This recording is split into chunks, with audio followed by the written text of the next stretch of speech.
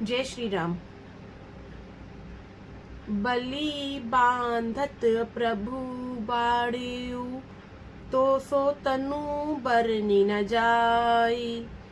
उभे घरी महादीनी, सात प्रदक्षिणी धाई। यह पंक्तियां सुंदरकांड के किशिकंद पाठ से ली गई हैं। यह दोहा रामचरितमानस के सुंदरकांड के पाठ से है। इस दोहे के अंदर आप देखेंगे हनुमान जी की शक्ति और उनकी लीला का वर्णन किया गया है। बलि बांधत प्रभु बाड़ेऊ, सो तनु बरनी न जाई। जब हनुमान जी को बांधा जा रहा था, नागपाश से बांधा जा रहा था, तो उस समय हनुमान बाबा ने अपने शरीर को इतना बड़ा कर लिया कि जिसका वर्णन करना संभव नहीं है। और थोड़े ही समय में उन्होंने पूरी लंका के चारों ओर कई बार घूमा। उभे घरी मदीनी, सात प्रदक्षिणी घाई, कि उन्होंने अपने शरीर को इतना बड़ा कर लिया कि जब बांधा गया तो पूरी लंका के चारों समक्ष वो घूम गए। तो ये घटना हमें बताती है कि हमें काफी बार स्वयं को बंधन में रहने देना चाहिए। अगर हनुमान जी के लिए उस नागपाश से मुक्ति पाना कोई बड़ी बात नहीं थी, बट उन्होंने रावण के को पकड़ना था, उन्हें रावण तक पहुंचना था, तो उन्होंने ये एक स्ट्रेटेजी अपनाई जिससे वे राम दरबार तक पहुंच पाए।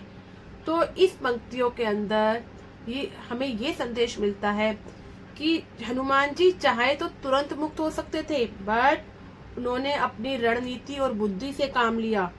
तो जब जीवन में हर वक्त जरूरी नहीं है कि आपकी ताकत ही आपके काम आएगी, आपकी बुद्धि और आपका धैर्य से भी काम करना बहुत जरूरी है। अगर आप मुसीबत के समय बुद्धि और धैर्य से काम करते हैं तो आप अपने कार्य को अच्छे से कर सकते हैं। बट अगर आप उस समय आप कोई जल्दबाजी दिखाते हैं या अपनी शक्ति का प्रदर्शन करते हैं तो वो आपको भारी पड़ जाती है। तो ये पंक्तियां हमें बताती है कि आपको अपनी कठिन परिस्थितियों में भी धैर्य बनाकर रखना चाहिए। जिस प्रकार बंधे होने के बावजूद हनुमान बाबा शांत रहे और परिस्थितियों को समझकर सही समय का इंतजार करते रहे, उसी प्रकार हमें भी सही समय का इंतजार करना चाहिए। परिस्थितियों में जल्दबाजी में कार्य नहीं करना चाहिए। हमें अपनी बुद्धि का सही उपयोग करना चाहिए। जिस प्रकार हनुमान बाबा जी ने अपनी बुद्धि का उपयोग करके पूरी लंका को हिला दिया था, तो यही क्षमता हमारे अंदर होनी चाहिए। यही सच्ची सफलता है। तो यह पंक्तियां हमें यही संदेश देती हैं कि हमें मुसीबत के समय धैर्य से काम करते हुए, अपनी बुद्धि का उपयोग करते हुए अपनी शक्ति का प्रदर्शन करना चाहिए।